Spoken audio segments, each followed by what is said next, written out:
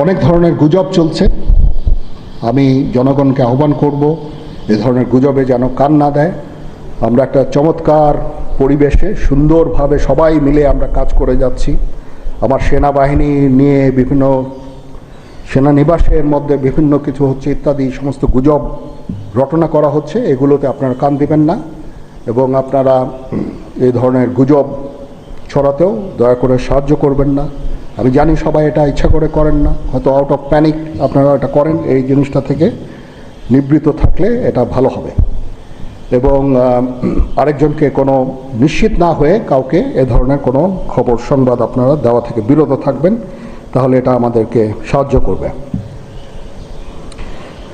পুলিশের পুনর্গঠনের কাজ চলছে।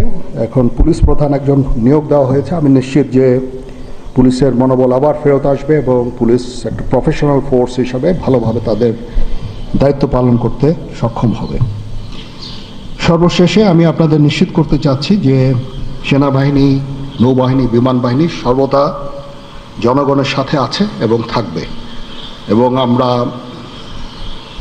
কাজ করে যাব, পাশাপাশি সবার সাথে মিলে কাজ করে যাব এবং আমরা একটা সুন্দর ভবিষ্যতের দিকে যেতে পারবো, ভবিষ্যতে পৌঁছাতে পারবো বলে আমি বিশ্বাস রাখি।